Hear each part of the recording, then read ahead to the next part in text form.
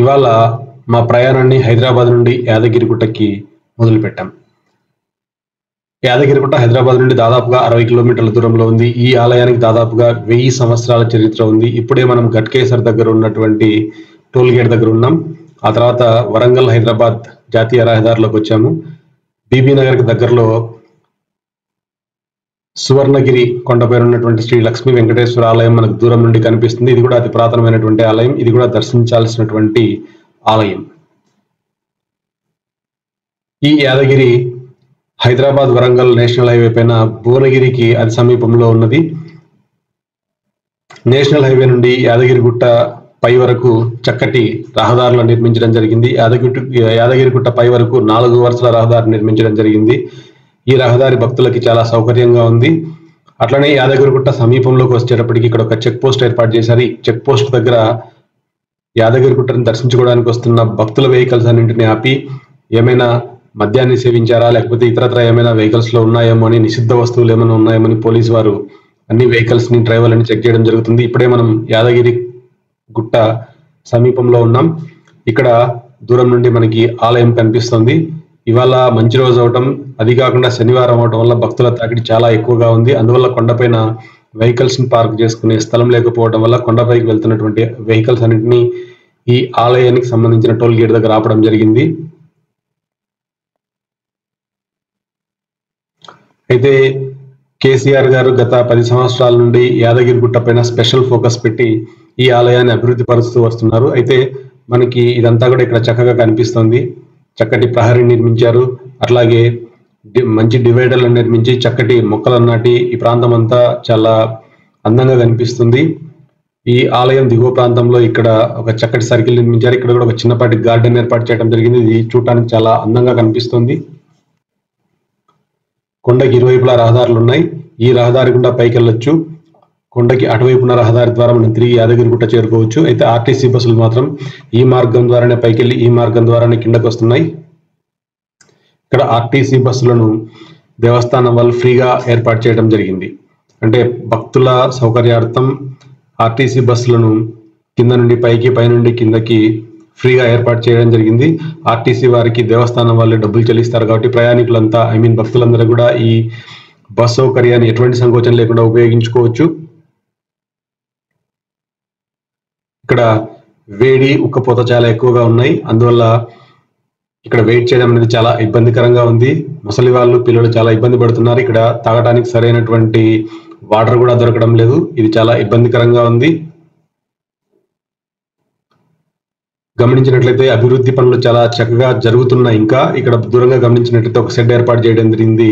ఈ షెడ్ ని భక్తులు తమ సౌకర్యార్థం ఉపయోగించుకోవచ్చు. సో దూరం నుంచి చూస్తే యాదగిరిగుట్ట పైన దేవస్థానం మనకి కనిపిస్తూ ఉంది. ఇక్కడ కొన్ని వందల కార్లు బార్లు తీరున్నాయి. ఎందుకంటే వీళ్ళంతా కొండపైకి చేరుకోవాలంటే వాళ్ళ వంతు వచ్చే వరకు వెయిట్ చేయాల్సిందే. పైన పార్కింగ్ అనేది చాలా ఇబ్బందికరంగా ఉంది. భక్తుల తాకిడి అధికంగా ఉంది. అందువల్ల ఒక్కోసారి కొన్ని వెహికల్స్ మాత్రమే పైకి అనుమతిస్తున్నారు. ఇక్కడ చలువ పందిలను ఏర్పాటు చేయడం జరిగింది. ఇక్కడ నుంచి కూడా మనం బస్సులు అందుకోవచ్చు.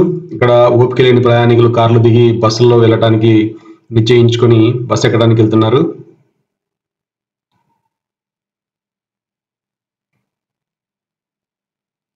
పైనుండి బస్సులు కిందకు వస్తున్నాయి.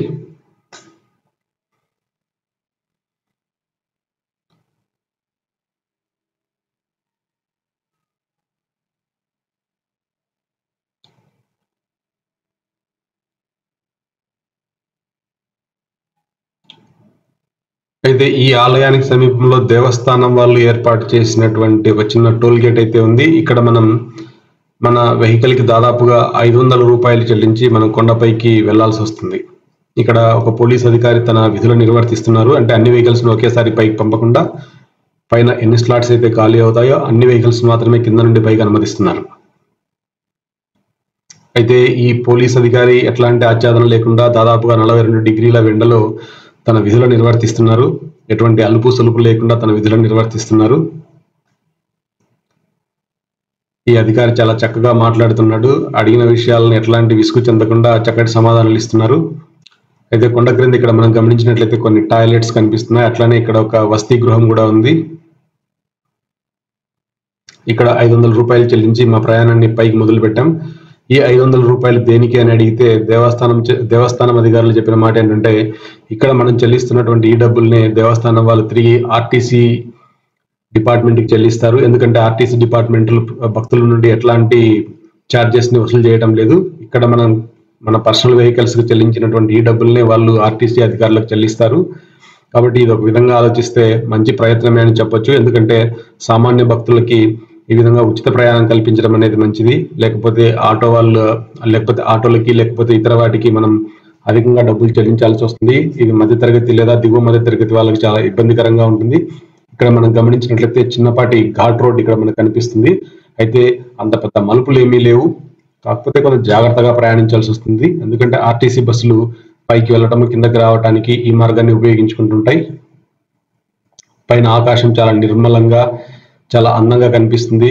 తెల్లటి మేఘాలు చాలా బాగున్నాయి. దూరంగా మనకి వసతి గృహాల సముదాయం కనిపిస్తుంది. రాత్రి వేళల్లో కూడా ప్రయాణం ఎటువంటి ఇబ్బంది లేకుండా మనకి చక్కటి లైటింగ్ ని కూడా ఏర్పాటు చేయడం జరిగింది.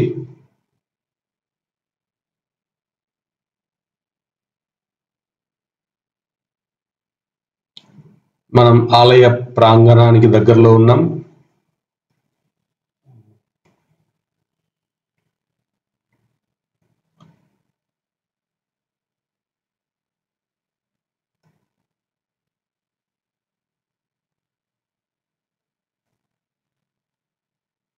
అయితే ఆలయం పైకి కేసీఆర్ గారు చక్కటి రహదారులను నిర్మించారు.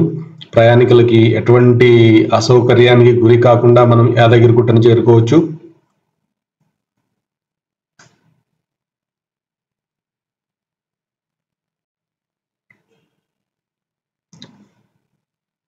బస్సులు చాలా ఫ్రీక్వెంట్ గా అటు కొండపైకి వెళ్తున్నాయి. అట్లాగే కొండపై నుండి కిందకి భక్తులను చేరవేస్తున్నాయి. ఇప్పుడు మనం ఆలయ సమీపానికి చేరుకుంటున్నాం.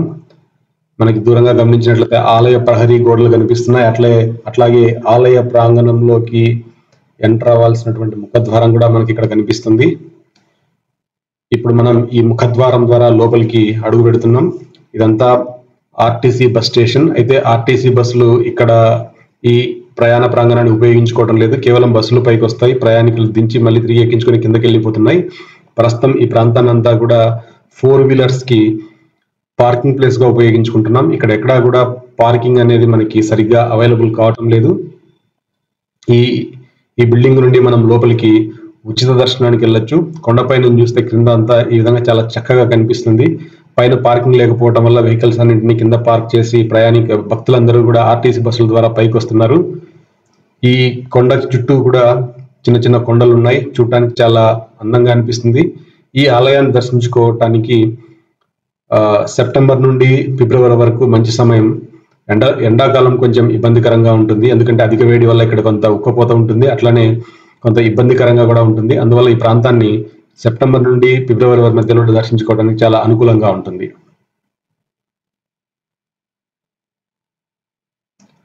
ఇందాక మన వెహికల్స్ ఆపినటువంటి జంక్షన్ ఇది. ఇక్కడ కూడా దాదాపుగా 1 కిలోమీటర్ పైన దూరం వరకు వెహికల్స్ అన్ని వెయిట్ చేస్తున్నాయి. కొండపైన కొంత అపరిశుభ్రమైనటువంటి వాతావరణం మనకు కనిపిస్తుంది. కేసీఆర్ గారు చాలా శ్రద్ధ పెట్టి ఈ ఆలయాన్ని అభివృద్ధి పరచడం జరిగింది. అయితే వస్తున్నటువంటి భక్తులు సరిగ్గా శుచి శుభ్రత పాటించకపోవడం, అంటే శుచి శుభ్రత కాదు కానీ వస్తున్నటువంటి ప్రయాణికులు ఇక్కడే భోజనం చేయడం, ఇక్కడే చేతులు కడగడం, ఇక్కడే పాత్రలను క్లీన్ చేయడం వల్ల ఈ ప్రాంగణం అంతా కూడా చాలా అపరిశుభ్రంగా అనిపిస్తుంది. అట్లాగే కొంతమంది భక్తులు ఇక్కడ ఉన్నటువంటి కోతులకి ఆహార పదార్థాలను అందించడం వల్ల ఎక్కడ పడితే అక్కడ ఆహార పదార్థాలు ఉన్నాయి. కోతులు కూడా చాలా ఎక్కువగా ఉన్నాయి. కొంతపాటి కోతులతో కొద్దిగా జాగ్రత్తగా ఉండటం మంచిది. ఇక్కడ భక్తాదులే కొంత అపరిశుభ్రమైనటువంటి వాతావరణాన్ని కల్పిస్తున్నారు. అట్లా అని చెప్పి దేవస్థానం వైపు నుండి భక్తులకి ఎట్లాంటి సూచనలు కానీ గైడెన్స్ కానీ ఇవ్వటం ఇక్కడ మనకు కనిపించడం లేదు. అయితే ఈ ఆలయాన్ని అభివృద్ధి పరుస్తున్నటువంటి క్రమంలో కేసీఆర్ గారు చెప్పింది ఏంటంటే, ఆంధ్రప్రదేశ్ విడిపోయిన తర్వాత ఆంధ్రప్రదేశ్కి తిరుమల లాంటి పవిత్రమైన పుణ్యక్షేత్రం ఉంది. అట్లాగనే తెలంగాణకు కూడా ఒక పవిత్రమైనటువంటి పుణ్యక్షేత్రాన్ని అభివృద్ధి చేయాలనే ఒక మంచి మనసుతో ఈ యాదగిరిగుట్టను అభివృద్ధి పరచడం జరిగింది. అయితే ఈ యాదగిరిగుట్టని మనం తిరుమలతో కంపేర్ చేయలేము. తిరుమలలో ఎక్కడ చూసినా పరిశుభ్రమైనటువంటి వాతావరణం, తాగటానికి మంచినీరు, టాయిలెట్స్, ఫుడ్ అన్ని ప్రాంతాల్లో మనకి చక్కగా అమర్చడం జరిగింది. ఇక్కడ యాదగిరిగుట్ట పైన ఉన్నటువంటి ప్రధానమైన సమస్య ఏంటంటే టాయిలెట్స్. ఇక్కడ ఎక్కడా కూడా టాయిలెట్స్ సరిగ్గా లేవు. కేవలం 1-2 మొబైల్ టాయిలెట్స్ ఉన్నాయి. వాటిని ఉపయోగించుకోవడానికి భక్తులంతా బారులు తీరి ఉన్నారు.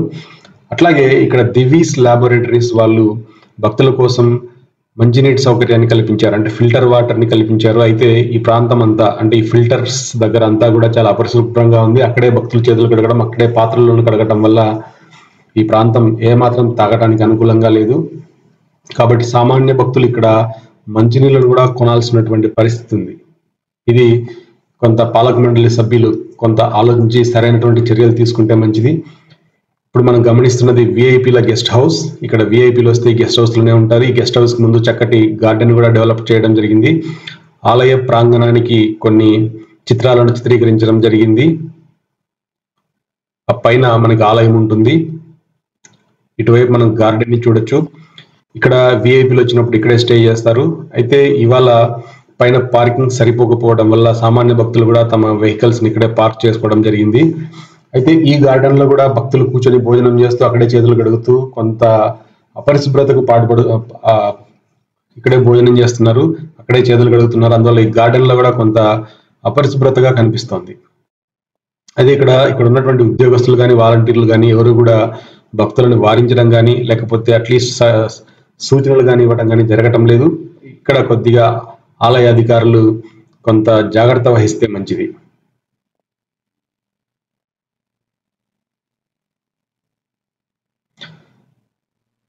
ఆలయాన్ని దర్శించుకున్న తర్వాత భక్తులంతా ప్రధానాలయం నుండి కిందకు వస్తున్నారు. ఇటుపక్క మనకు ఒక అండర్ పాస్ ఉంది. ఇటుపక్క ఆలయానికి సంబంధించినటువంటి మార్కెట్, అంటే ఈ యాదగిరిగుట్టకు సంబంధించినటువంటి మార్కెట్ ఉంది. ఇక్కడ మనం ఈ సందర్శన గుర్తుగా ఏమైనా కొనాలంటే కొనొచ్చు. ఇట్లాగా ఈ మార్గం ద్వారా వెళ్తే మనం కొండ కింది వరకు స్టెప్స్ ద్వారా నడిచి వెళ్ళొచ్చు.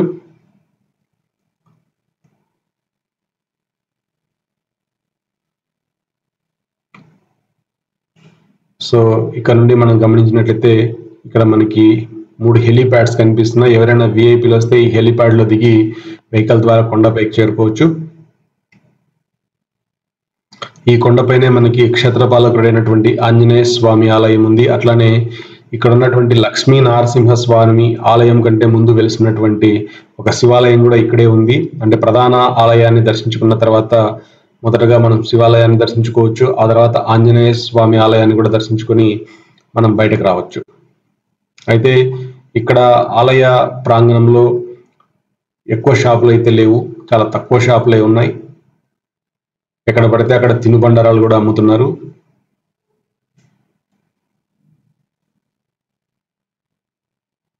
అయితే ఈ ప్రాంతాన్ని కొద్దిగా మేఘావృతమైనప్పుడు లేకపోతే కొద్దిగా వర్షం పడుతున్నప్పుడు చూస్తే చాలా అందంగా ఉంటుంది.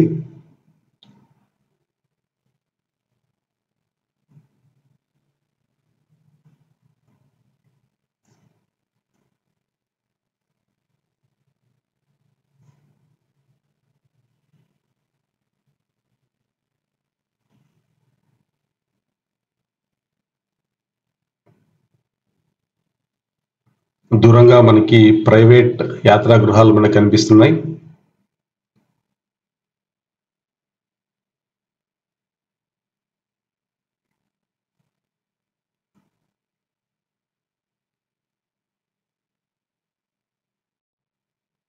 అయితే ఇక్కడ మనం గమనించాల్సిన విషయం ఏంటంటే ఈ ఆలయాన్ని సందర్శిస్తున్నప్పుడు కానీ లేకపోతే ఆలయంలోకి వెళ్తున్నప్పుడు కానీ ఒక పురాతన ఆలయాన్ని దర్శించుకుంటున్నాం అనే ఫీల్ మనకి కలగదు. ఎందుకంటే ఇక్కడ పురాతన ఆలయాలను మనం గమనించినట్లయితే వాటిని ఒక ప్రత్యేకమైన రాళ్లతో నిర్మించడం జరుగుతుంది. ఇక్కడ అట్లాంటి రాయి ఉపయోగించకపోవటం వల్ల మనకి ఆ భావన కలగదు. అట్లాగే ఇక్కడ మొబైల్, అంటే ఇక్కడ మనకి వేరు వేరు రంగుల్లో కనిపిస్తున్న 3 మొబైల్ టాయిలెట్స్ ఉన్నాయి. ఇవే ఇక్కడ మనకి టాయిలెట్స్. ఈ మార్గం ద్వారా మనం పైకి వచ్చాము. ఇటువైపు నుండి మనం తిరిగి కొండ కిందికి వెళ్ళిపోవచ్చు. ఇక్కడ ఎదురుగా కనిపిస్తున్నది ఆలయ ప్రధాన అధికారి కార్యాలయం. మనం ఈ కుడివైపు నుండి 150 రూపాయలు చెల్లించి ప్రత్యేక దర్శనానికి వెళ్ళొచ్చు. ప్రత్యేక దర్శనంతో వెళ్తే దాదాపు ఒక 45 నిమిషాల దర్శనాన్ని పూర్తి చేసుకుని మనం బయటకు రావచ్చు. ఇది ఆలయ ప్రధానాధికారి కార్యాలయం.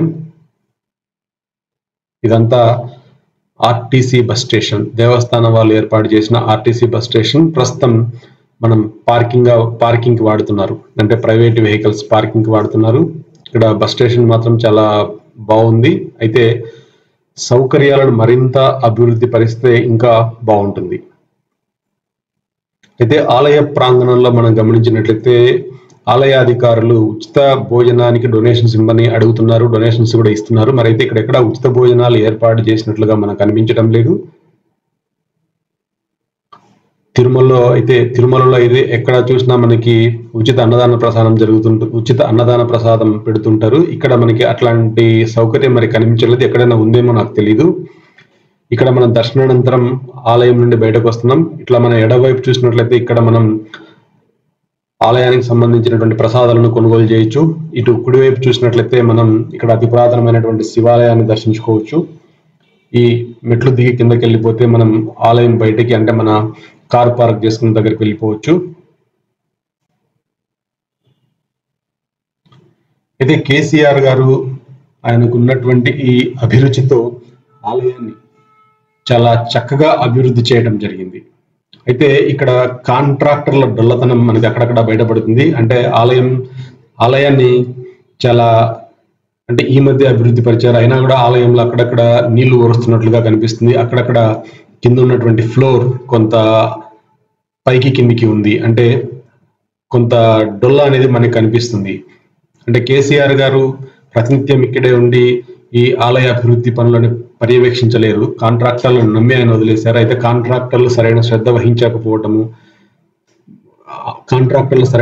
వహించకపోవటం వల్ల ఇక్కడ కొద్దిగా నిర్మాణ లోపాలు మనకి అక్కడక్కడ కనిపిస్తున్నాయి. అయితే ఆలయంలోనికి వెళ్తున్నప్పుడు మన క్యూ లైన్లో మొబైల్ ఫోన్స్, కెమెరాలను అన్నింటినీ పక్కన పెట్టేయమని చెప్తున్నారు. అయితే ఆలయం పైకి వెళ్ళి చూస్తే మాత్రం ప్రతి ఒక్కళ్ళు ఆలయం ముంగిటే ఫోటోలు తీసుకుంటున్నారు, వీడియోలు తీసుకుంటున్నారు. మరి అక్కడ ఉన్నటువంటి భద్రతా సిబ్బంది కానీ ఆలయ అధికారులు కానీ ఎవరు కూడా వాళ్ళని వారించడం లేదు. మరి అట్లాంటప్పుడు క్యూ లైన్ లో వెళ్తున్నప్పుడు మొబైల్ ఫోన్స్ ని లేకపోతే కెమెరాలని పక్కన పెట్టడం అనేది దేనికో అర్థమవుదు.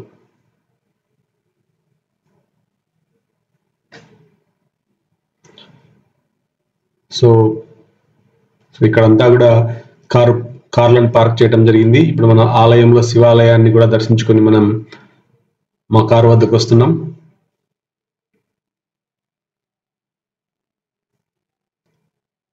అదే యాదగిరిగుట్ట పైన నిల్చొని చూస్తే చుట్టూ ఒక 10 కిలోమీటర్ల వరకు చక్కగా కనిపిస్తుంది. ఇటువైపు మనకి యాదగిరిగుట్ట టౌన్ కనిపిస్తుంది.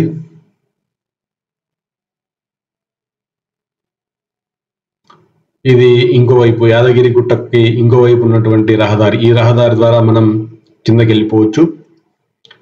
ఇటువైపు కూడా కొంత యాదగిరి పట్టణం మనకు కనిపిస్తోంది. ఇక్కడ కూడా కొండ వాల్ వెంబడి కొంత గార్డెన్స్ డెవలప్ చేయడం జరిగింది. అట్లాగే ఈ ప్రహరీ గోడకి చక్కటి కుడ్యాలను చిత్రీకరించడం జరిగింది. అయితే చుట్టూ ఉన్నటువంటి గుట్టలతో పోలిస్తే ఈ గుట్ట కొంత ఎత్తులో ఉన్నట్లుగా మనకు అనిపిస్తుంది. అయితే ఈ ఆలయానికి ఒక ప్రధానమైనటువంటి అంటే ఇక్కడ యాద మహర్షి ఇక్కడ మహావిష్ణువును పూజించి సాక్షాత్కారం పొందడం వల్ల దీన్ని యాదగిరి గుట్టగా ప్రసిద్ధికెక్కింది. ఇక్కడ ఆంజనేయ స్వామి వారు యాద మహర్షిని జపం చేసి లక్ష్మీ నరసింహస్వామి మోక్షాన్ని పొందవలసిందిగా చెప్పడం వల్ల ఇక్కడ యాద మహర్షి ఇక్కడ తన జపాన్ని కొనసాగించాడు. అయితే ఆయన జపం చేస్తున్నప్పుడు ఒక రాక్షసు ఆయన సంహరించి తినాలని చూస్తాడు. అది గమనించినటువంటి శ్రీహరి తన సుదర్శన చక్రంతో ఆ రాక్షసుని సంహరిస్తాడు. ఆ తర్వాత ఆ సుదర్శన చక్రాన్ని ఈ యాద మహర్షి వేడుకోవడం వల్ల ఆ సుదర్శన చక్రం కొంతకాలం తర్వాత ఇక్కడ లక్ష్మీ నరసింహస్వామి స్థిర నివాసాన్ని ఏర్పరచుకుంటాడని చెప్పి మాయమవుతారు. ఇది ఒక కథ.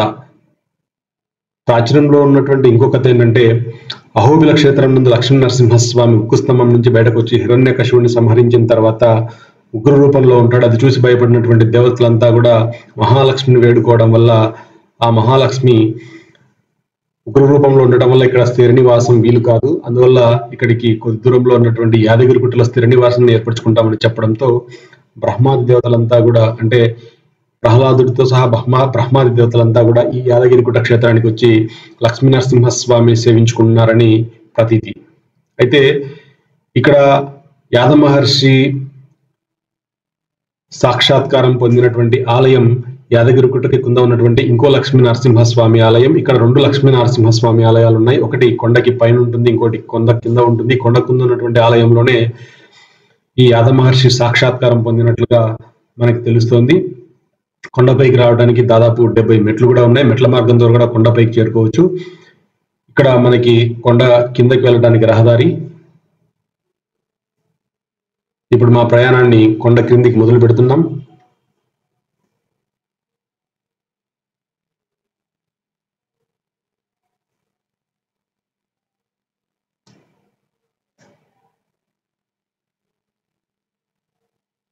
ఎడమవైపుగా మనకి ఎడమవైపున విఐపి గెస్ట్ హౌస్ ఉంటుంది. ఇప్పుడు ఆలయ ప్రహరీ గోడను దాటుకొని మెల్లగా బయటకు వస్తున్నాం. ఇప్పుడు కుడివైపున ఉన్నటువంటి దారిలో కాకుండా మేము ఎడమవైపున ఉన్నటువంటి దారిలో యాదగిరిగుట్ట కిందకి వెళ్తున్నాం. దూరంగా మనకి కాటేజెస్ కనిపిస్తున్నాయి, అట్లాగనే కొన్ని రియల్ ఎస్టేట్ వెంచర్స్ కనిపిస్తున్నాయి. ఈ దారిలో కూడా కొద్దిగా మలుపులు ఉన్నాయి. మనం కిందకి ప్రయాణం చేస్తున్నాం కాబట్టి కొద్దిగా జాగ్రత్తగా మనం డ్రైవ్ చేయాల్సి ఉంటుంది. అట్లాగే ఇక్కడ మరింత సురక్షితమైనటువంటి ప్రయాణానికి ఇక్కడ ఒక ఫ్లైఓవర్ ని కడుతున్నారు. ఈ ఫ్లైఓవర్ ద్వారా వెళ్ళినట్లయితే మనం యాదగిరిగుట్ట టౌన్ కి బయట వైపుకి వెళ్ళొచ్చు. సో మనం ఇప్పుడు ఆలయానికి క్రింది వైపు ఉన్నాం. అంటే ఆలయం కొండపై నుండి క్రిందకి దిగుతున్నాం. కొండ చుట్టూ గార్డెన్ డెవలప్ చేయడం వల్ల చూడటానికి చాలా ముచ్చటగా ఉంది.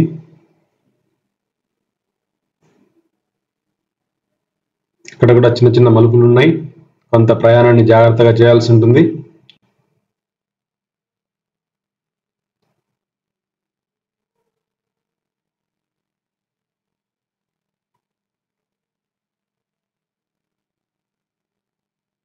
ఇక్కడ ఫ్లైఓవర్ కడుతున్నారు. ఈ ఫ్లైఓవర్ పూర్తి అయిపోతే మన ప్రయాణం మరింత ఈజీగా ఉంటుంది. అట్లనే యాదగిరిగుట్ట క్షేత్రానికి బయట వైపుకి మనం వెళ్ళే అవకాశం ఉంటుంది.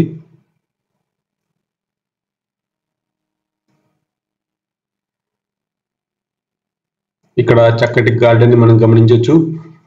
మనకి పైన ప్రధాన ఆలయం మనకి చక్కగా కనిపిస్తోంది.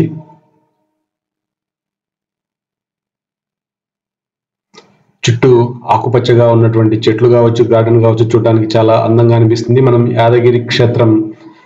యాదగిరిగుట్ట పట్టణాన్ని చేరుకున్నాం. ఒకప్పుడు ఈ పట్టణం చాలా ఇరుగ్గా ఉండేది. ఒక వెహికల్ రావడానికి మాత్రమే అవకాశం ఉండేది. కేసీఆర్ గారు చాలా శ్రద్ధ పెట్టి ఈ పట్టణాన్ని అంతా సుందరీకరించడం జరిగింది. పట్టణం అంతా కూడా 4 వరుసల రహదారులను నిర్మించడం జరిగింది. అట్లాగే చక్కటి బస్టాండ్ ఏర్పాటు చేయడం జరిగింది. ప్రయాణికులకు కావాల్సినటువంటి అన్ని రకాల సౌకర్యాలను ఇక్కడ కల్పించడం జరిగింది. హైదరాబాద్ నుండి చాలా దగ్గరగా ఉండటం వల్ల క్షేత్రాన్ని దర్శించడానికి భక్తులు చాలా పెద్ద సంఖ్యలో ఇక్కడికి వస్తుంటారు. కేవలం హైదరాబాద్ నుండి కాకుండా మొత్తం తెలంగాణ నుండి ఇక్కడికి భక్తులు వస్తుంటారు. యాదగిరిగుట్ట తెలంగాణలో ఒక ప్రధానమైనటువంటి దర్శనీయ క్షేత్రం. లక్ష్మీ నరసింహస్వామి ఇక్కడ చాలా ప్రసిద్ధికి ఎక్కారు. భక్తుల కోరికలను తీర్చే ఇలవెల్పుగా ఈయన ప్రసిద్ధికి ఎక్కారు. కాలినడకన వెళ్ళాలనుకున్న భక్తులు ఇక్కడ నుండి కొండపైకి చేరుకోవచ్చు. కేవలం 70 మెట్లు ఇక్కడ ఉన్నాయి. ఈ మెట్ల ద్వారా మనం స్వామివారి క్షేత్రాన్ని చేరుకోవచ్చు. ఇక్కడ కూడా ఒక జంక్షన్ ఉంటుంది. ఈ జంక్షన్ కి స్ట్రైట్ గా వెళ్ళిపోతే మనం కొండపైకి వెళ్ళే రహదారికి వెళ్ళొచ్చు. మనం రైట్ సైడ్కి వెళ్ళిపోతే మనం నేషనల్ హైవేని చేరుకోవాల్సి ఉంటుంది. ఇక్కడ నుండి నేషనల్ హైవే దాదాపుగా 4 కిలోమీటర్స్ ఉంటుంది. ఈ 4 కిలోమీటర్లంతా కూడా చాలా ప్రకృతి రమణీయంగా ఉంటుంది. ఇక్కడ వస్తున్నటువంటి భక్తాదులకు ఏ విధమైనటువంటి ఇబ్బంది లేకుండా రోడ్లను డెవలప్ చేసి చాలా చక్కగా నిర్మించడం జరిగింది. ప్రయాణాన్ని చాలా సులువుగా చేయొచ్చు. ఇది యాదగిరి గుట్ట పట్టణం. ఇది పట్టణం అనే కంటే కూడా ఒక చిన్నపాటి విలేజ్ అనే చెప్పొచ్చు. ఇది మనకి సురేంద్రపురి క్షేత్రం. ఇది కూడా మంచి దర్శనీయ స్థలం. ఇక్కడ అన్ని రకాల అంటే ఒకే దగ్గర అన్ని దేవుళ్ళను మనం గమనించవచ్చు. కాకపోతే సమయాభావం వల్ల ఇక్కడ మనం దర్శించుకోవట్లేదు. ఇప్పుడే సాయంత్రం దాదాపుగా 4 గంటలు అవుతుంది. అందువల్ల మరొక రోజు ఇక్కడ దర్శనానికి రావాల్సి ఉంటుంది. మనం హైదరాబాద్ నుంచి వస్తున్నప్పుడు స్వర్ణగిరి వెంకటేశ్వర స్వామిని, ఇక్కడ ఉన్నటువంటి ఈ క్షేత్రాన్ని, అలాగే యాదగిరిగుట్టని మనం దర్శించుకోవచ్చు. హైదరాబాద్ నుండి ఉదయాన్నే బయలుదేరినట్లయితే యాదగిరిగుట్టకి 8 గంటలకంతా చేరుకోవచ్చు. 10 గంటలకంతా ఇక్కడ దర్శనాన్ని పూర్తి చేసుకొని ఈ 2 క్షేత్రాలను కూడా మనం దర్శించుకొని తిరిగి హైదరాబాద్కి చేరుకోవచ్చు. ఇప్పుడు యాదగిరిగుట్ట నుండి మనం నేషనల్ హైవే వైపు వెళ్తున్నాం. నేషనల్ హైవే వరకు 4 వరుసల రహదారి ఉంది కాబట్టి ఇక్కడ కూడా ప్రయాణం చాలా సులభతరంగా ఉంటుంది.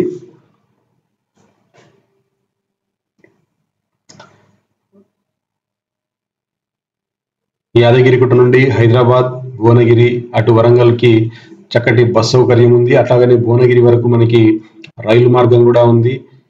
అటు గుంటూరు నుంచి కావచ్చు, విజయవాడ నుండి కావచ్చు, లేకపోతే ఇటు హైదరాబాద్ నుండి కావచ్చు, ప్రయాణికులు రోడ్డు మరియు రైలు మార్గాల ద్వారా చేరుకోవచ్చు. మన కుడివైపున ఒక పెద్ద చెరువు కనిపిస్తుంది. భక్తులంతా అక్కడ సేద తీరుతున్నారు. తమ తెచ్చుకున్న ఆహార పదార్థాలను తింటూ తమ కుటుంబ సభ్యులతో చాలా చక్కగా గడుపుతున్నారు.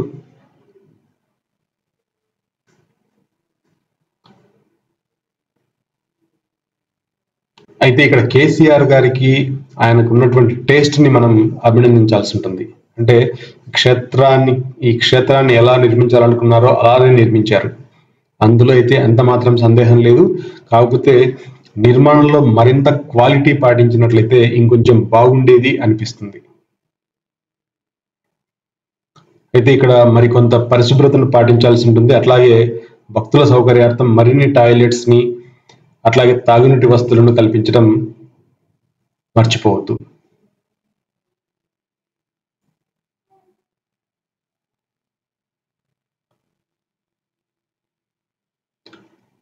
యాదగిరిగుట్ట నుండి నేషనల్ హైవే దాదాపుగా 6 కిలోమీటర్ల దూరం ఉంటుంది. ఈ 6 కిలోమీటర్లు కూడా 4 వరుసల రహదారి అందుబాటులో ఉంటుంది. ఇక్కడ కూడా వెహికల్స్ రద్దీ చాలా అధికంగా ఉంటుంది. అయితే ఇది వరంగల్ హైదరాబాద్ జాతీయ రహదారి నుండి యాదగిరిగుట్ట కేవలం 6 కిలోమీటర్లు ఉంటుంది. అట్లే భువనగిరి నుంచి కూడా దాదాపుగా 10 కిలోమీటర్ల దూరంలో ఉంటుంది. ఇప్పుడు భువనగిరిని జిల్లా కేంద్రంగా చేయడం జరిగింది. దాన్ని యాదాద్రి భువనగిరి జిల్లా అని పిలుస్తున్నారు. అయితే ఈ క్షేత్రాన్ని దర్శించుకోవటం వల్ల ఒక చక్కటి అనుభూతిని మీరు పొందుతారు. అయితే ఇక్కడ ప్రధానమైనటువంటి లోపం ఏంటంటే భగవంతుని దర్శించుకున్నప్పుడు భగవంతునికి అలంకరించినటువంటి అనేక ఆభరణాల వలన దేవుడి ముఖవర్చస్సు మనకు సరిగా కనిపించదు. ఇదొక్కటే ఇక్కడ ప్రధానమైనటువంటి లోపం. కాబట్టి అలంకరణలో తగు జాగ్రత్త తీసుకున్నట్లయితే మనం భగవంతుని చాలా చక్కగా దర్శించుకోవచ్చు. మనకు దూరంగా భువనగిరి సమీపంలో ఉన్నటువంటి భువనగిరి కోట కనిపిస్తుంది. నిలువుగా ఉన్నటువంటి ఒక కొండపైన భువనగిరి కోటను నిర్మించడం జరిగింది. ఈ నిలువుగా ఉన్నటువంటి కొండపైకి ఆ రోజుల్లో నిర్మాణ సామాగ్రిని ఎలా తీసుకెళ్లారనేది ఇక్కడ ఒక ప్రధానమైనటువంటి ప్రశ్న. ఇది చాలా కష్టతరమైంది. ఈ కన్స్ట్రక్షన్ కూడా, అంటే కొండపైన మనం నిర్మించడం అనేది చాలా కష్టతరమైంది. అయితే అప్పటి నిపుణులు ఆ కొండపైన ఈ కోటను ఎలా నిర్మించారు అనేది ఇప్పటికి కూడా ఒక పెద్ద ప్రశ్న. ఈ కోట భువనగిరి పట్టణానికి అతి సమీపంలో ఉంటుంది. ఇప్పుడు మనం వరంగల్ హైదరాబాద్ జాతీయ రహదారి పైన ప్రయాణం చేస్తున్నాం. తెలంగాణలో హైదరాబాద్ విజయవాడ జాతీయ రహదారి తర్వాత అత్యంత రద్దీగా ఉండేటువంటి రహదారి ఈ వరంగల్ హైదరాబాద్ జాతీయ రహదారి. దీన్ని NH-161 అని కూడా పిలుస్తుంటారు. ఇక్కడ వాహనాల రద్దీ చాలా ఎక్కువగా ఉంటుంది. ఈ మార్గంలో ప్రయాణం చేస్తున్నప్పుడు చాలా జాగ్రత్తగా డ్రైవ్ చేయాల్సి ఉంటుంది.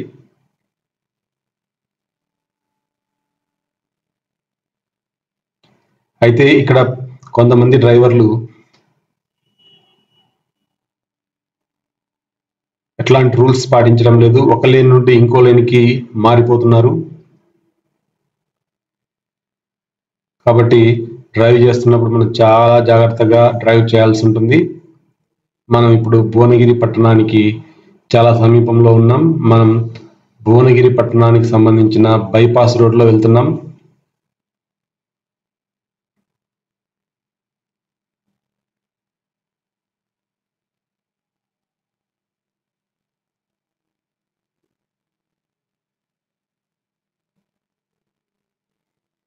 ఇప్పుడిప్పుడే వాతావరణం మెల్లమెల్లగా చల్లబడుతోంది.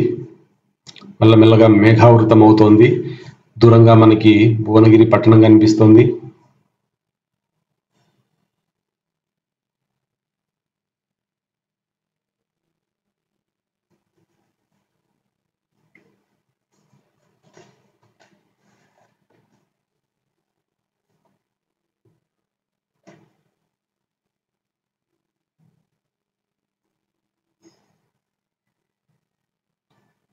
బైపాస్ కి అంటే ఎడం వైపున కూడా మనం విస్తరించినటువంటి భువనగిరి పట్టణాన్ని మనం గమనించవచ్చు.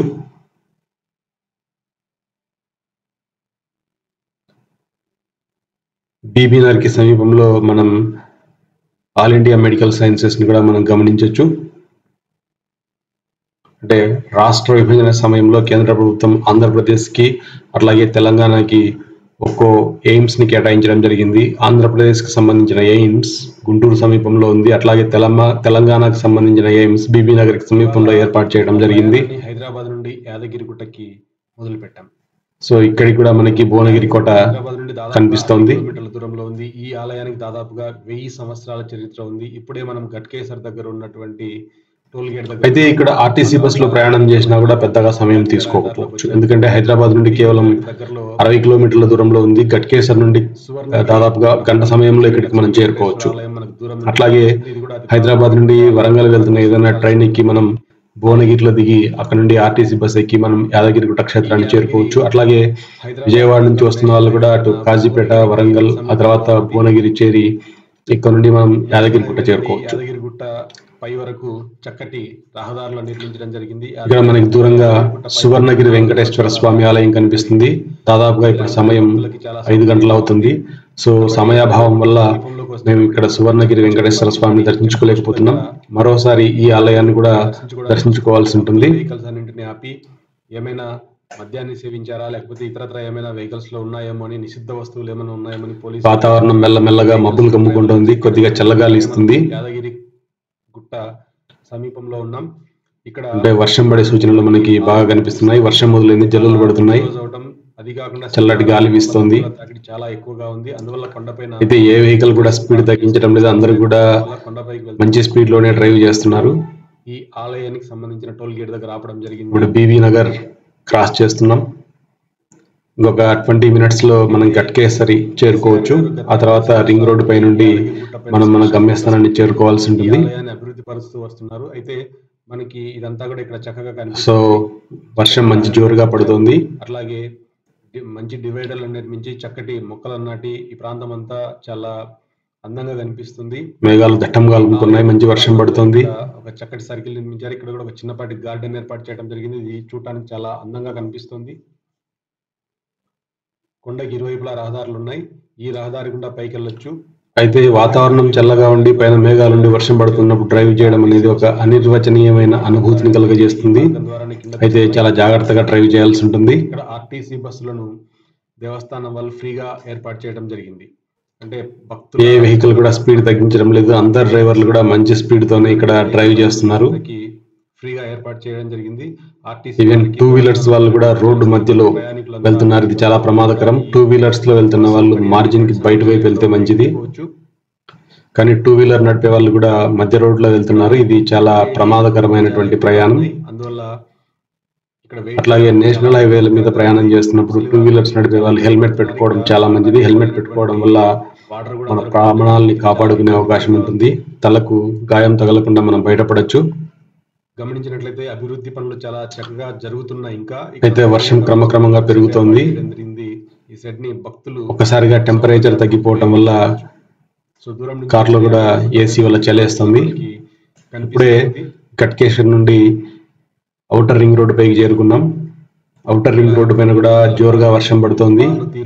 ఇక్కడ కూడా వెహికల్స్ చాలా స్పీడ్ గా వెళ్తున్నాయి. చేరుకోవాలంటే వాళ్ళ వంతు వచ్చే వరకు వెయిట్ చేయాల్సిందే. పైన ఔటర్ రింగ్ రోడ్డు పైన దాదాపుగా 40 కిలోమీటర్లు ప్రయాణం చేసిన తర్వాత అందువల్ల ఒక్కోసారి మనం కొన్ని సిటీలోకి ఎంటర్ అవ్వాలి. అక్కడ నుండి మరికొంత దూరం మనం ప్రయాణం చేయాల్సి ఉంటుంది. ఇక్కడ చలువ పందిలను ఏర్పాటు చేయడం జరిగింది. ఇక్కడ నుంచి కూడా అందుకోవచ్చు. ఇక్కడ ఓపిక లేని ప్రయాణికులు కార్లు దిగి బస్సుల్లో వెళ్ళటానికి ఆకాశం అంతా బాగా మేఘావృతమైంది. మంచి వర్షం పడుతోంది. పైనుండి బస్సులు కిందకు వస్తున్నాయి.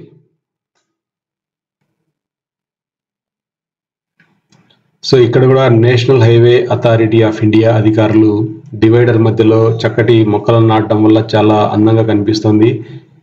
రోడ్డుకి అటు ఇటు కూడా చిట్టడవులు ఉండటం వల్ల చూడటానికి చాలా గ్రీన్ గా అనిపిస్తుంది. రోడ్ అంతా జర్నీ అంతా కూడా చాలా వెళ్ళేటటువంటి ఒక చిన్న టోల్ గేట్ అయితే ఉంది. చాలా బాగా అనిపిస్తుంది. మన వెహికల్ కి దాదాపుగా 500 రూపాయలు చెల్లించి మనం కొండపైకి వెళ్లాల్సి వస్తుంది. ఇక్కడ ఒక పోలీస్ అధికారి తన విధులు నిర్వర్తిస్తున్నారు. అంటే అన్ని వెహికల్స్ ఒకేసారి వర్షం మెల్లమెల్లగా తగ్గుతోంది. ఎన్ని స్లాట్స్ అయితే ఖాళీ అవుతాయో అన్ని వెహికల్స్ మాత్రమే కింద నుండి పైకి అనుమతిస్తున్నారు. అయితే ఈ పోలీస్ అధికారి ఎట్లాంటి ఆచ్ఛాదన లేకుండా దాదాపుగా 42 డిగ్రీల ఎండలో తన విధులు నిర్వర్తిస్తున్నారు. ఎటువంటి అలుపు సొలుపు లేకుండా తన విధులను నిర్వర్తిస్తున్నారు. ఈ అధికారి చాలా చక్కగా మాట్లాడుతున్నాడు. అడిగిన విషయాలను ఎట్లాంటి విసుగు చెందకుండా చక్కటి సమాధానాలు ఇస్తున్నారు. అయితే కొండ క్రింద ఇక్కడ మనం గమనించినట్లయితే కొన్ని టాయిలెట్స్ కనిపిస్తున్నాయి. అట్లానే ఇక్కడ ఒక వసతి గృహం కూడా ఉంది. ఇక్కడ మనం సిటీలోకి మనం ప్రయాణాన్ని పైకి మొదలు పెట్టాం. డైవర్ట్ అవ్వాల్సి ఉంటుంది. రూపాయలు దేనికి అని అడిగితే దేవస్థానం అధికారులు చెప్పిన వర్షం దాదాపుగా ఆగిపోయింది. ఇస్తున్నటువంటి ఈ డబ్బుల్ని దేవస్థానం వాళ్ళు తిరిగి ఆర్టీసీ డిపార్ట్మెంట్ కి చెల్లిస్తారు. ఎందుకంటే ఆర్టీసీ డిపార్ట్మెంట్ భక్తుల నుండి ఎట్లాంటి చార్జెస్ ని వసూలు చేయడం లేదు. ఇక్కడ మన పర్సనల్ వెహికల్స్ కి చెల్లించినటువంటి ఈ డబ్బుల్ని వాళ్ళు ఇక్కడ వర్షం వెలిసిన తర్వాత ఆకాశాన్ని చూసినట్లయితే ఆకాశం సింధూర వర్ణంలో చాలా కన్నులకింపుగా ఉంది.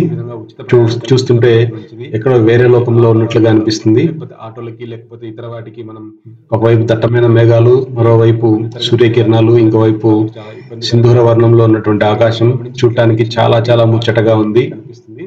అయితే అంత పెద్ద మలుపు వర్షం పూర్తిగా ఆగిపోయింది. జాగ్రత్తగా ప్రయాణించాల్సి వస్తుంది. ఎందుకంటే ఆర్టీసీ బస్సులు పైకి వెళ్ళటం కిందకి రావడానికి దాదాపుగా గంటన్నర సమయం తర్వాత హైదరాబాద్ సిటీలోకి చేరుకుంటున్నాం. ఇక్కడ నుండి మరొక 45 నిమిషాలు ప్రయాణిస్తే గానీ ఇల్లు చేరుకోలేము.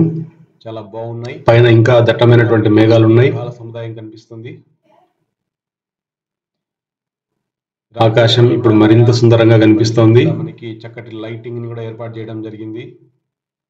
వర్షం పూర్తిగా ఆగిపోయింది.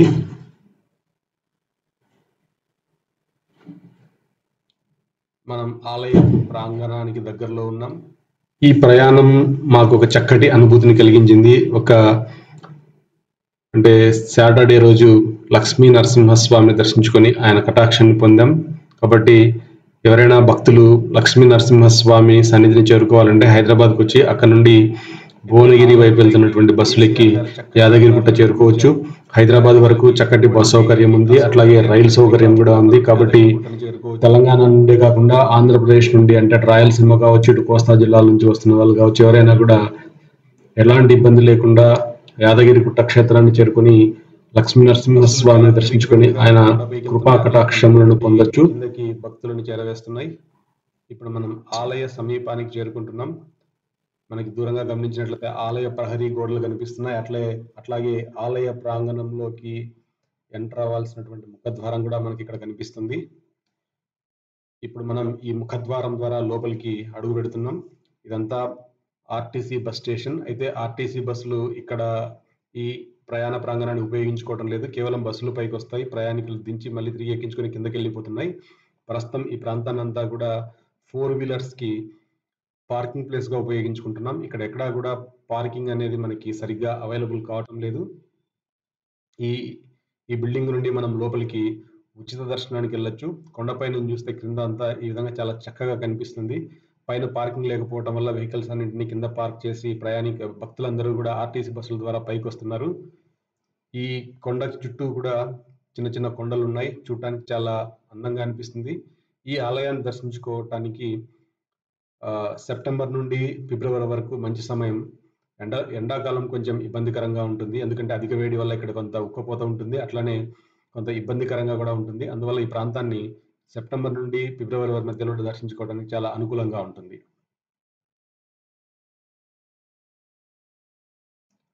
ఇందాక మన వెహికల్స్ ఆపినటువంటి జంక్షన్ ఇది.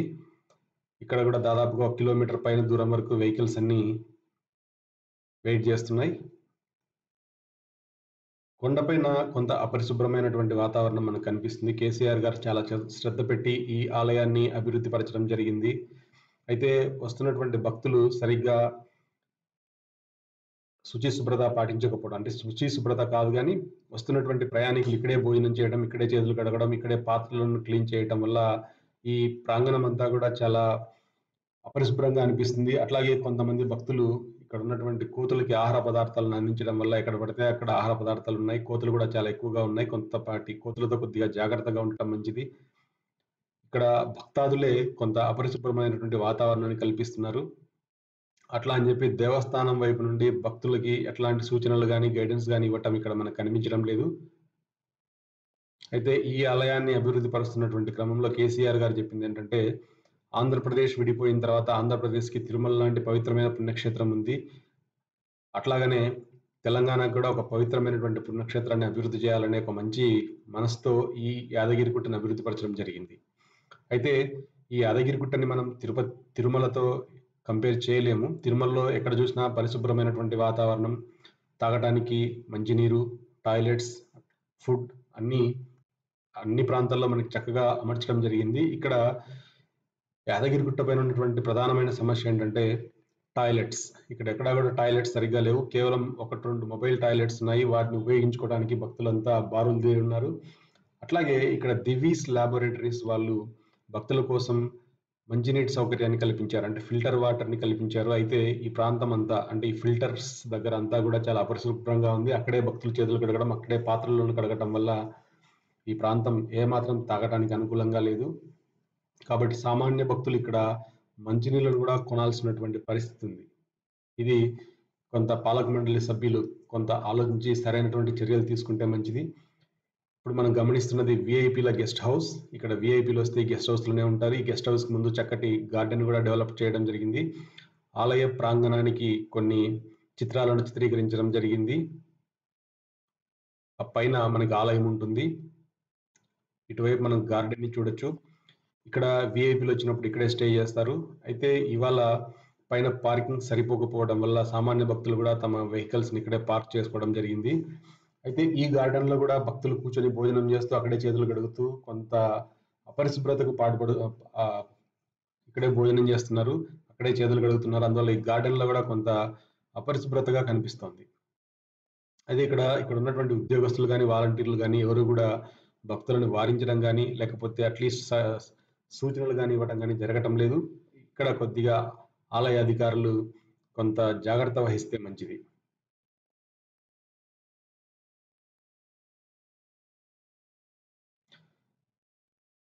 ఆలయాన్ని దర్శించుకున్న తర్వాత భక్తులంతా ప్రధానాలయం నుండి కిందకొస్తున్నారు.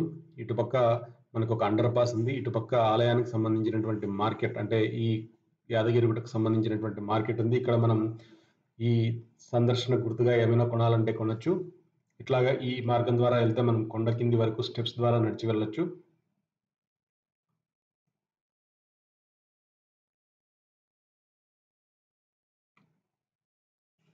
సో ఇక్కడ నుండి మనం గమనించినట్లయితే ఇక్కడ మనకి 3 హెలీప్యాడ్స్ కనిపిస్తున్నాయి. ఎవరైనా వీఐపీలు వస్తే ఈ హెలీప్యాడ్‌లో దిగి వెహికల్ ద్వారా కొండపైకి చేరుకోవచ్చు. ఈ కొండపైనే మనకి క్షేత్రపాలకుడైనటువంటి ఆంజనేయ స్వామి ఆలయం ఉంది. అట్లానే ఇక్కడ ఉన్నటువంటి లక్ష్మీ నరసింహ స్వామి ఆలయం కంటే ముందు వెలిసినటువంటి ఒక శివాలయం కూడా ఇక్కడే ఉంది. అంటే ప్రధాన ఆలయాన్ని దర్శించుకున్న తర్వాత మొదటగా మనం శివాలయాన్ని దర్శించుకోవచ్చు. ఆ తర్వాత ఆంజనేయ స్వామి ఆలయాన్ని కూడా దర్శించుకొని మనం బయటకు రావచ్చు. అయితే ఇక్కడ ఆలయ ప్రాంగణంలో ఎక్కువ షాపులు అయితే లేవు. చాలా తక్కువ షాపులే ఉన్నాయి. ఎక్కడ పడితే అక్కడ తినుబండారాలు కూడా అమ్ముతున్నారు.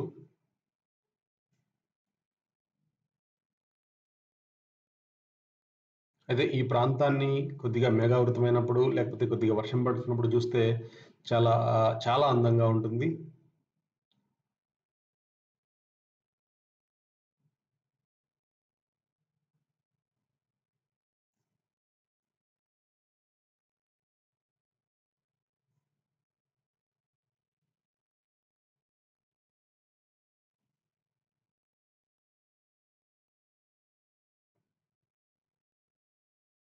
దూరంగా మనకి ప్రైవేట్ యాత్రా గృహాలు మనకు కనిపిస్తున్నాయి.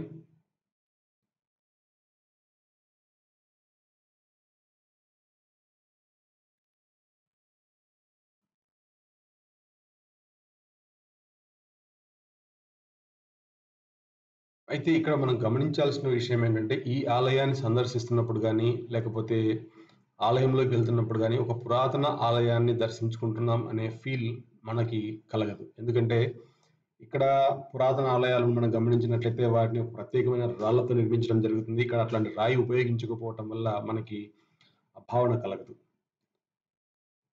అట్లాగే ఇక్కడ మొబైల్ అంటే ఇక్కడ మనకి వేరే వేరే రంగుల్లో కనిపిస్తున్న 3 మొబైల్ టాయిలెట్స్ ఉన్నాయి. ఇవే ఇక్కడ మనకి టాయిలెట్స్. ఈ మార్గం ద్వారా మనం పైకి వచ్చాము. ఇటువైపు నుండి మనం తిరిగి కొండ కిందికి వెళ్ళిపోవచ్చు. ఇక్కడ ఎదురుగా కనిపిస్తున్నది ఆలయ ప్రధాన అధికారి కార్యాలయం.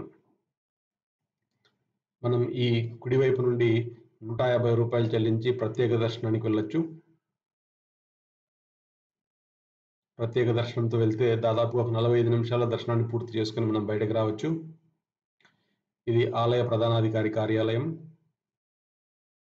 ఇదంతా ఆర్టీసీ బస్ స్టేషన్, దేవస్థానం వాళ్ళు ఏర్పాటు చేసిన ఆర్టీసీ బస్ స్టేషన్. ప్రస్తుతం మనం పార్కింగ్ కి వాడుతున్నారు, అంటే ప్రైవేట్ వెహికల్స్ పార్కింగ్ కి వాడుతున్నారు.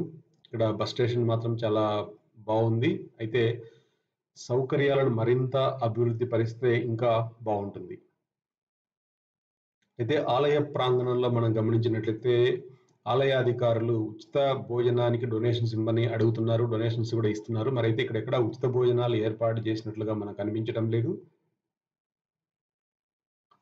తిరుమలలో అయితే ఎక్కడ చూసినా మనకి ఉచిత అన్నదాన ప్రసాదం పెడుతుంటారు. ఇక్కడ మనకి అట్లాంటి సౌకర్యం మరి కనిపించలేదు. ఎక్కడైనా ఉందేమో నాకు తెలియదు. ఇక్కడ మనం దర్శనానంతరం ఆలయం నుండి బయటకు వస్తున్నాం. ఇట్లా మన ఎడవైపు చూసినట్లయితే ఇక్కడ మనం ఆలయానికి సంబంధించినటువంటి ప్రసాదాలను కొనుగోలు చేయొచ్చు. ఇటు కుడివైపు చూసినట్లయితే మనం ఇక్కడ అతి పురాతనమైనటువంటి శివాలయాన్ని దర్శించుకోవచ్చు. ఈ మెట్లు దిగి కిందకి వెళ్ళిపోతే మనం ఆలయం బయటికి, అంటే మన కార్ పార్క్ చేసుకున్న దగ్గరికి వెళ్ళిపోవచ్చు. అయితే కేసీఆర్ గారు ఆయనకు ఉన్నటువంటి ఈ అభిరుచితో ఆలయాన్ని చాలా చక్కగా అభివృద్ధి చేయడం జరిగింది. అయితే ఇక్కడ కాంట్రాక్టర్ల డొల్లతనం మనకి అక్కడక్కడ బయటపడుతుంది. అంటే ఆలయాన్ని చాలా అంటే ఈ మధ్య అభివృద్ధి పరిచారు. అయినా కూడా ఆలయంలో అక్కడక్కడ నీళ్లు ఓరుస్తున్నట్లుగా కనిపిస్తుంది. అక్కడక్కడ కింద ఉన్నటువంటి ఫ్లోర్ కొంత పైకి కిందికి ఉంది. అంటే కొంత డొల్ల అనేది మనకి కనిపిస్తుంది. అంటే కేసీఆర్ గారు ప్రతినిత్యం ఇక్కడే ఉండి ఈ ఆలయ అభివృద్ధి పనులను పర్యవేక్షించలేరు. కాంట్రాక్టర్లను నమ్మి ఆయన వదిలేశారు. అయితే కాంట్రాక్టర్లు సరైన శ్రద్ధ వహించకపోవటం వల్ల ఇక్కడ కొద్దిగా నిర్మాణ లోపాలు మనకు అక్కడక్కడ కనిపిస్తున్నాయి. అయితే ఆలయంలోనికి వెళ్తున్నప్పుడు మన క్యూ లైన్లో మొబైల్ ఫోన్స్, కెమెరాలను అన్నింటినీ పక్కన పెట్టేయమని చెప్తున్నారు. అయితే ఆలయం పైకి వెళ్ళి చూస్తే మాత్రం ప్రతి ఒక్కళ్ళు ఆలయం ముంగిటే ఫోటోలు తీసుకుంటున్నారు, వీడియోలు తీసుకుంటున్నారు. మరి అక్కడ ఉన్నటువంటి భద్రతా సిబ్బంది కానీ ఆలయ అధికారులు కానీ ఎవరు కూడా వాళ్ళని వారించడం లేదు. మరి అట్లాంటప్పుడు క్యూ లైన్లో వెళ్తున్నప్పుడు మొబైల్ ఫోన్స్ని లేకపోతే కెమెరాలని పక్కన పెట్టడం అనేది దేనికో అర్థమవదు.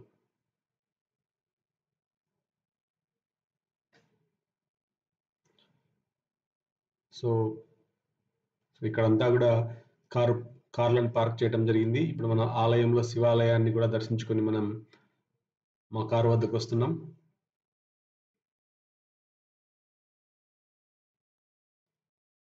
అయితే యాదగిరిగుట్ట పైన నిల్చొని చూస్తే చుట్టూ ఒక 10 కిలోమీటర్ల వరకు చక్కగా కనిపిస్తుంది. ఇటువైపు మనకి యాదగిరిగుట్ట టౌన్ కనిపిస్తోంది.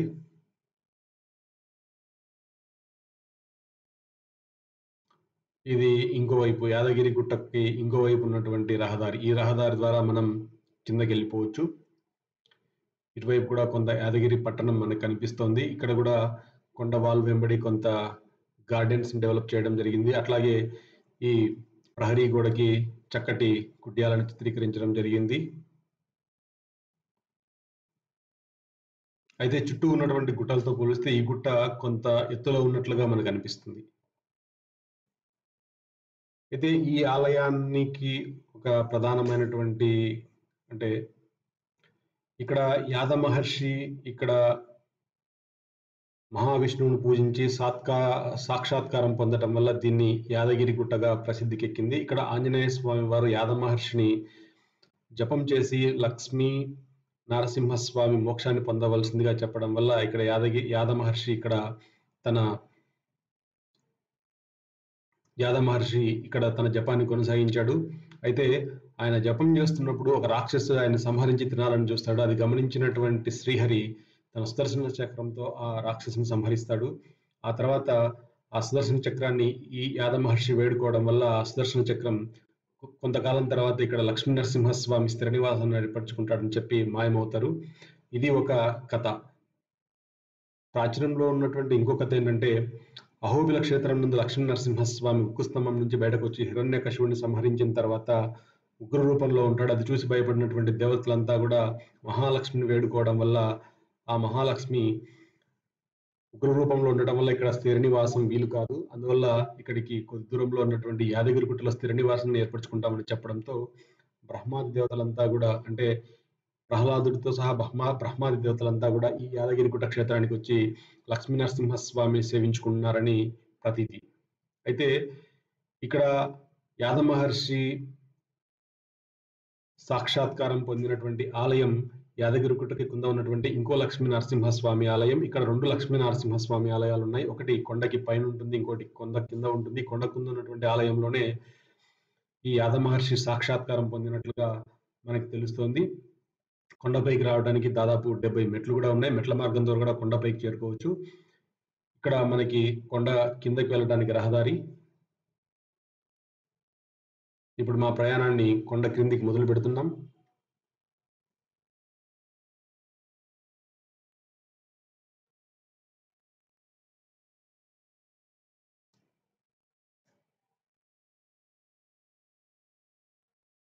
ఎడమవైపుగా మనకి ఎడమవైపున విఐపి గెస్ట్ హౌస్ ఉంటుంది.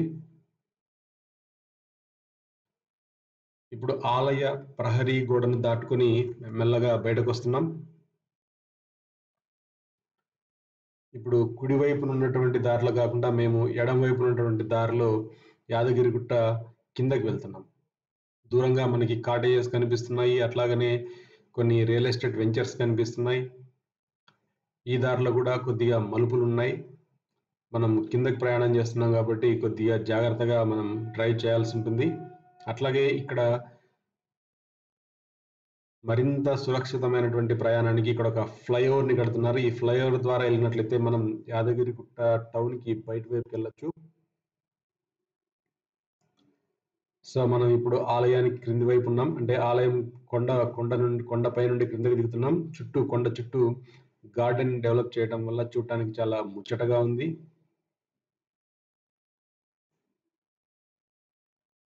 ఇక్కడ కూడా చిన్న చిన్న మలుపులు ఉన్నాయి. కొంత ప్రయాణాన్ని జాగ్రత్తగా చేయాల్సి ఉంటుంది.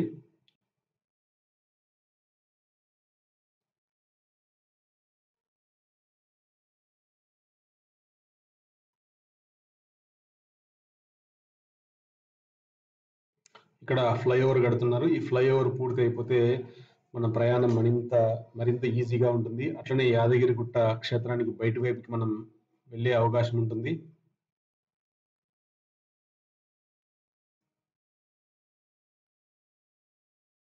ఇక్కడ చక్కటి గార్డెన్ ని మనం గమనించవచ్చు. మనకి పైన ప్రధాన ఆలయం మనకి చక్కగా కనిపిస్తోంది.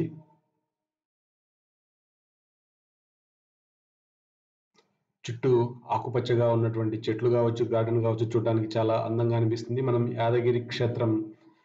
యాదగిరిగుట్ట పట్టణాన్ని చేరుకున్నాం. ఒకప్పుడు ఈ పట్టణం చాలా ఇరుగ్గా ఉండేది. ఒక వెహికల్ రావడానికి మాత్రమే అవకాశం ఉండేది. కేసీఆర్ గారు చాలా శ్రద్ధ పెట్టి ఈ పట్టణాన్ని అంతా సుందరీకరించడం జరిగింది. పట్టణం అంతా కూడా 4 వరుసల రహదారులను నిర్మించడం జరిగింది. అట్లాగే చక్కటి బస్టాండ్ ఏర్పాటు చేయడం జరిగింది. ప్రయాణికులకు కావాల్సినటువంటి అన్ని రకాల సౌకర్యాలను ఇక్కడ కల్పించడం జరిగింది. హైదరాబాద్ నుండి చాలా దగ్గరగా ఉండటం వల్ల క్షేత్రాన్ని దర్శించడానికి భక్తులు చాలా పెద్ద సంఖ్యలో ఇక్కడికి వస్తుంటారు. కేవలం హైదరాబాద్ నుండి కాకుండా మొత్తం తెలంగాణ నుండి ఇక్కడికి భక్తులు వస్తుంటారు. యాదగిరిగుట్ట తెలంగాణలో ఒక ప్రధానమైనటువంటి దర్శనీయ క్షేత్రం. లక్ష్మీ నరసింహస్వామి ఇక్కడ చాలా ప్రసిద్ధికి ఎక్కారు. భక్తుల కోరికలను తీర్చే ఇలవెల్పుగా ఈయన ప్రసిద్ధికి ఎక్కారు. కాలినడకన వెళ్ళాలనుకున్న భక్తులు ఇక్కడ నుండి కొండపైకి చేరుకోవచ్చు. కేవలం 70 మెట్లు ఇక్కడ ఉన్నాయి. ఈ మెట్ల ద్వారా మనం స్వామివారి క్షేత్రాన్ని చేరుకోవచ్చు. ఇక్కడ కూడా ఒక జంక్షన్ ఉంటుంది. ఈ జంక్షన్ కి స్ట్రైట్ గా వెళ్ళిపోతే మనం కొండపైకి వెళ్ళే రహదారికి వెళ్ళొచ్చు. మన రైట్ సైడ్ కి వెళ్ళిపోతే మనం నేషనల్ హైవేని చేరుకోవాల్సి ఉంటుంది. ఇక్కడ నుండి నేషనల్ హైవే దాదాపుగా 4 కిలోమీటర్స్ ఉంటుంది. ఈ 4 కిలోమీటర్లంతా కూడా చాలా ప్రకృతి రమణీయంగా ఉంటుంది. ఇక్కడ వస్తున్నటువంటి భక్తాదులకు ఏ విధమైనటువంటి ఇబ్బంది లేకుండా రోడ్లను వెడల్పు చేసి చాలా చక్కగా నిర్మించడం జరిగింది. ప్రయాణాన్ని చాలా సులువుగా చేయొచ్చు. ఇది యాదగిరి గుట్ట పట్టణం. ఇది పట్టణం అనే కంటే కూడా ఒక చిన్నపాటి విలేజ్ అనే చెప్పొచ్చు. ఇది మనకి సురేంద్రపురి క్షేత్రం. ఇది కూడా మంచి దర్శనీయ స్థలం. ఇక్కడ అన్ని రకాల అంటే ఒకే దగ్గర అన్ని దేవుళ్ళను మనం గమనించవచ్చు. కాకపోతే సమయాభావం వల్ల ఇక్కడ మనం దర్శించుకోవట్లేదు. ఇప్పుడే సాయంత్రం దాదాపుగా 4 గంటలు అవుతుంది. అందువల్ల మరొక రోజు ఇక్కడ దర్శనానికి రావాల్సి ఉంటుంది. మనం హైదరాబాద్ నుంచి వస్తున్నప్పుడు స్వర్ణగిరి వెంకటేశ్వర స్వామిని, ఇక్కడ ఉన్నటువంటి ఈ క్షేత్రాన్ని, అలాగే యాదగిరిగుట్టని మనం దర్శించుకోవచ్చు. హైదరాబాద్ నుండి ఉదయాన్నే బయలుదేరినట్లయితే యాదగిరిగుట్టకి 8 గంటలకంతా చేరుకోవచ్చు. 10 గంటలకంతా ఇక్కడ దర్శనాన్ని పూర్తి చేసుకుని ఈ 2 క్షేత్రాలను కూడా మనం దర్శించుకొని తిరిగి హైదరాబాద్కి చేరుకోవచ్చు. ఇప్పుడు యాదగిరిగుట్ట నుండి మనం నేషనల్ హైవే వైపు వెళ్తున్నాం. నేషనల్ హైవే వరకు 4 వరుసల రహదారి ఉంది కాబట్టి ఇక్కడ కూడా ప్రయాణం చాలా సులభతరంగా ఉంటుంది.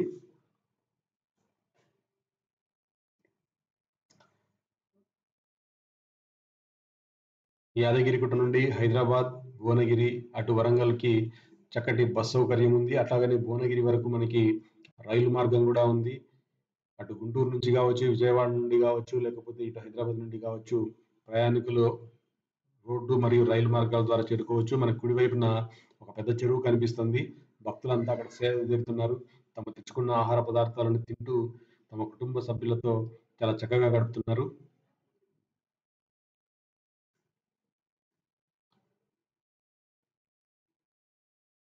అయితే ఇక్కడ కేసీఆర్ గారికి ఆయనకు ఉన్నటువంటి టేస్ట్ ని మనం అభినందించాల్సి ఉంటుంది. అంటే ఈ క్షేత్రాన్ని ఎలా నిర్మించాలనుకున్నారో అలానే నిర్మించారు. అందులో అయితే ఎంత మాత్రం సందేహం లేదు. కాకపోతే నిర్మాణంలో మరింత క్వాలిటీ పాటించినట్లయితే ఇంకొంచెం బాగుండేది అనిపిస్తుంది. అయితే ఇక్కడ మరికొంత పరిశుభ్రతను పాటించాల్సి ఉంటుంది. అట్లాగే భక్తుల సౌకర్యార్థం మరిన్ని టాయిలెట్స్ ని, అట్లాగే తాగునీటి వస్తువులను కల్పించడం మర్చిపోవద్దు.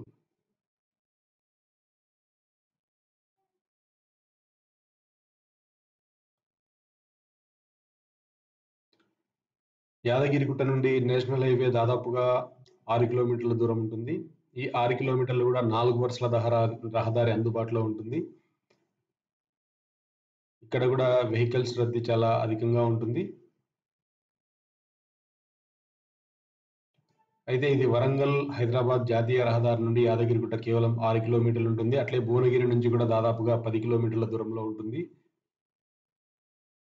ఇప్పుడు భువనగిరిని జిల్లా కేంద్రంగా చేయడం జరిగింది. దాన్ని యాదాద్రి భువనగిరి జిల్లా అని పిలుస్తున్నారు. అయితే ఈ క్షేత్రాన్ని దర్శించుకోవటం వల్ల ఒక చక్కటి అనుభూతిని మీరు పొందుతారు. అయితే ఇక్కడ ప్రధానమైనటువంటి లోపం ఏంటంటే భగవంతుని దర్శించుకున్నప్పుడు భగవంతునికి అలంకరించినటువంటి అనేక ఆభరణాల వలన దేవుడి ముఖ వర్చస్సు మనకు సరిగా కనిపించదు. ఇదొక్కటే ఇక్కడ ప్రధానమైనటువంటి లోపం. కాబట్టి అలంకరణలో తగు జాగ్రత్త తీసుకున్నట్లయితే మనం భగవంతుని చాలా చక్కగా దర్శించుకోవచ్చు. మనకు దూరంగా భువనగిరి సమీపంలో ఉన్నటువంటి భువనగిరి కోట కనిపిస్తుంది. నిలువుగా ఉన్నటువంటి ఒక కొండపైన భువనగిరి కోటను నిర్మించడం జరిగింది. ఈ నిలువుగా ఉన్నటువంటి కొండపైకి ఆ రోజుల్లో నిర్మాణ సామాగ్రిని ఎలా తీసుకెళ్లారనేది ఇక్కడ ఒక ప్రధానమైనటువంటి ప్రశ్న. ఇది చాలా కష్టతరమైంది. ఈ కన్స్ట్రక్షన్ కూడా అంటే కొండపైన మనం నిర్మించడం అనేది చాలా కష్టతరమైంది. అయితే అప్పటి నిపుణులు ఆ కొండపైన ఈ కోటను ఎలా నిర్మించారు అనేది ఇప్పటికి కూడా ఒక పెద్ద ప్రశ్న. ఈ కోట భువనగిరి పట్టణానికి అతి సమీపంలో ఉంటుంది.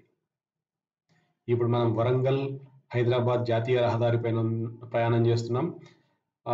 తెలంగాణలో హైదరాబాద్ విజయవాడ జాతీయ రహదారి తర్వాత అత్యంత రద్దీగా ఉండేటువంటి రహదారి ఈ వరంగల్ హైదరాబాద్ జాతీయ రహదారి. దీన్ని NH-161 అని కూడా పిలుస్తుంటారు. ఇక్కడ వాహనాల రద్దీ చాలా ఎక్కువగా ఉంటుంది. ఈ మార్గంలో ప్రయాణం చేస్తున్నప్పుడు చాలా జాగ్రత్తగా డ్రైవ్ చేయాల్సి ఉంటుంది.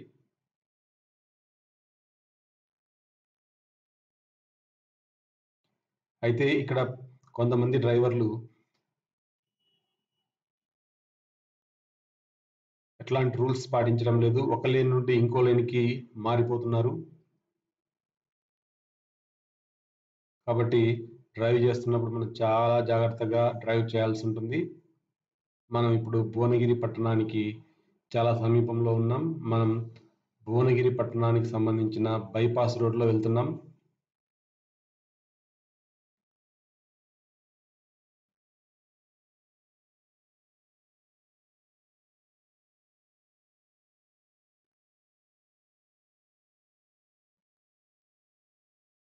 ఇప్పుడిప్పుడే వాతావరణం మెల్లమెల్లగా చల్లబడుతోంది. మెల్లమెల్లగా మేఘావృతం అవుతోంది. దూరంగా మనకి భువనగిరి పట్టణం కనిపిస్తోంది.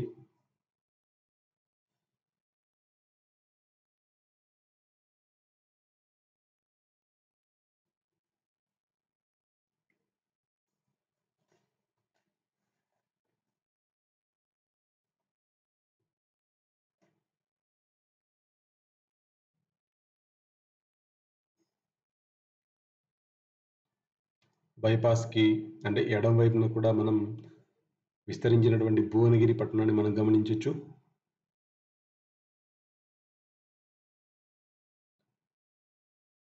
బీబీనగర్కి సమీపంలో మనం ఆల్ ఇండియా మెడికల్ సైన్సెస్ని కూడా మనం గమనించవచ్చు.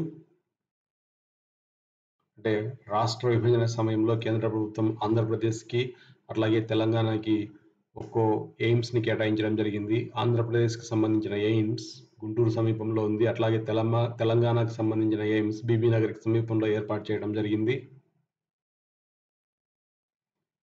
సో ఇక్కడికి కూడా మనకి భువనగిరి కోట కనిపిస్తోంది.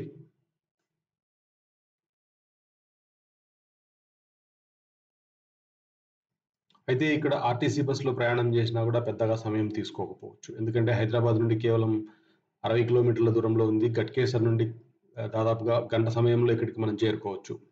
అట్లాగే హైదరాబాద్ నుండి వరంగల్ వెళ్తున్న ఏదైనా ట్రైన్ ఎక్కి మనం భువనగిరిలో దిగి అక్కడ నుండి ఆర్టీసీ బస్ ఎక్కి మనం యాదగిరిగుట్ట క్షేత్రాన్ని చేరుకోవచ్చు. అట్లాగే విజయవాడ నుంచి వస్తున్న వాళ్ళు కూడా అటు కాజీపేట, వరంగల్, ఆ తర్వాత భువనగిరి చేరి ఇక్కడ నుండి మనం యాదగిరిగుట్ట చేరుకోవచ్చు. ఇక్కడ మనకి దూరంగా సువర్ణగిరి వెంకటేశ్వర స్వామి ఆలయం కనిపిస్తుంది. దాదాపుగా ఇప్పుడు సమయం 5 గంటలు అవుతుంది. సో సమయాభావం వల్ల మేము ఇక్కడ సువర్ణగిరి వెంకటేశ్వర స్వామిని దర్శించుకోలేకపోతున్నాం. మరోసారి ఈ ఆలయాన్ని కూడా దర్శించుకోవాల్సి ఉంటుంది.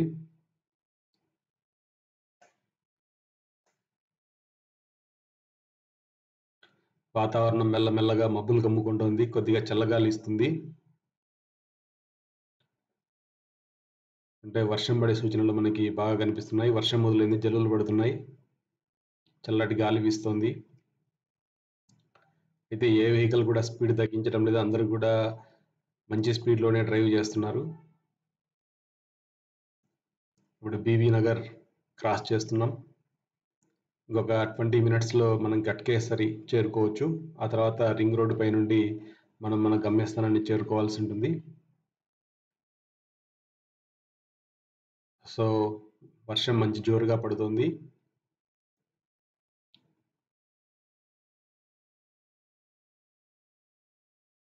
మేఘాలు దట్టంగా అలుముకున్నాయి. మంచి వర్షం పడుతుంది.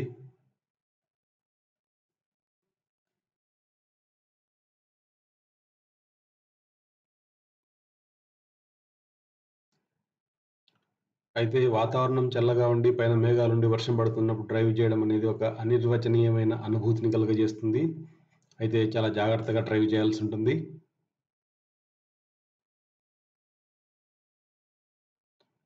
ఏ వెహికల్ కూడా స్పీడ్ తగ్గించడం లేదు. అందరు డ్రైవర్లు కూడా మంచి స్పీడ్తోనే ఇక్కడ డ్రైవ్ చేస్తున్నారు. ఈవెన్ 2 వీలర్స్ వాళ్ళు కూడా రోడ్డు మధ్యలో వెళ్తున్నారు. ఇది చాలా ప్రమాదకరం. 2 వీలర్స్లో వెళ్తున్న వాళ్ళు మార్జిన్కి బయట వైపు వెళ్తే మంచిది. కానీ 2 వీలర్ నడిపే వాళ్ళు కూడా మధ్య రోడ్లో వెళ్తున్నారు. ఇది చాలా ప్రమాదకరమైనటువంటి ప్రయాణం. అట్లాగే నేషనల్ హైవేల మీద ప్రయాణం చేస్తున్నప్పుడు 2 వీలర్స్ నడిపే వాళ్ళు హెల్మెట్ పెట్టుకోవడం చాలా మంచిది. హెల్మెట్ పెట్టుకోవడం వల్ల మన ప్రాణాలని కాపాడుకునే అవకాశం ఉంటుంది. తలకు గాయం తగలకుండా మనం బయటపడొచ్చు. అయితే వర్షం క్రమక్రమంగా పెరుగుతోంది. ఒక్కసారిగా టెంపరేచర్ తగ్గిపోవటం వల్ల కార్లో కూడా ఏసీ వల్ల చలేస్తుంది. ఇప్పుడే గట్కేసర్ నుండి ఔటర్ రింగ్ రోడ్డు పైకి చేరుకున్నాం. ఔటర్ రింగ్ రోడ్డు పైన కూడా జోరుగా వర్షం పడుతోంది. ఇక్కడ కూడా వెహికల్స్ చాలా స్పీడ్గా వెళ్తున్నాయి. ఔటర్ రింగ్ రోడ్డు పైన దాదాపుగా 40 కిలోమీటర్లు ప్రయాణం చేసిన తర్వాత మనం సిటీలోకి ఎంటర్ అవ్వాలి. అక్కడ నుండి మరికొంత దూరం మనం ప్రయాణం చేయాల్సి ఉంటుంది. ఇక్కడ కూడా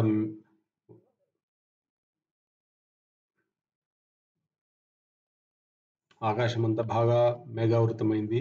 మంచి వర్షం పడుతోంది.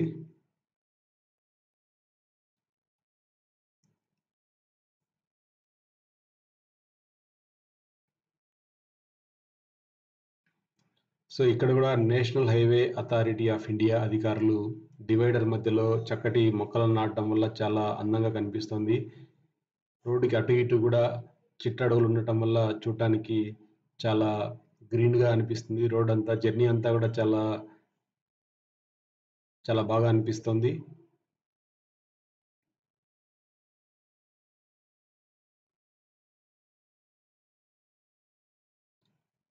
వర్షం మెల్లమెల్లగా తగ్గుతోంది.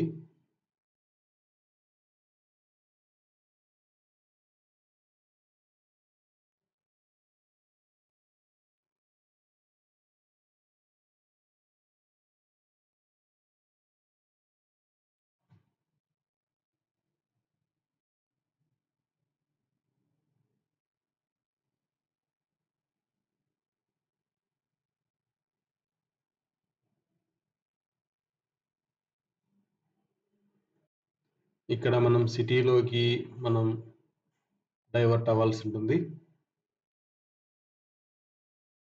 వర్షం దాదాపుగా ఆగిపోయింది.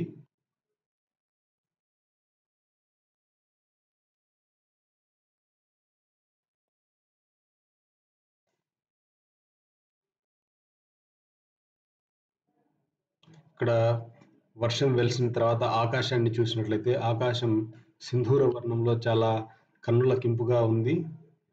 చూస్తుంటే ఎక్కడో వేరే లోకంలో ఉన్నట్లుగా అనిపిస్తుంది. ఒకవైపు దట్టమైన మేఘాలు, మరోవైపు సూర్యకిరణాలు, ఇంకోవైపు సింధూర వర్ణంలో ఉన్నటువంటి ఆకాశం చూడటానికి చాలా చాలా ముచ్చటగా ఉంది. వర్షం పూర్తిగా ఆగిపోయింది. దాదాపుగా గంటన్నర సమయం తర్వాత హైదరాబాద్ సిటీలోకి చేరుకుంటున్నాం. ఇక్కడ నుండి మరొక 45 నిమిషాలు ప్రయాణిస్తే గానీ ఇల్లు చేరుకోలేము. పైన ఇంకా దట్టమైనటువంటి మేఘాలు ఉన్నాయి. ఆకాశం ఇప్పుడు మరింత సుందరంగా కనిపిస్తోంది. వర్షం పూర్తిగా ఆగిపోయింది.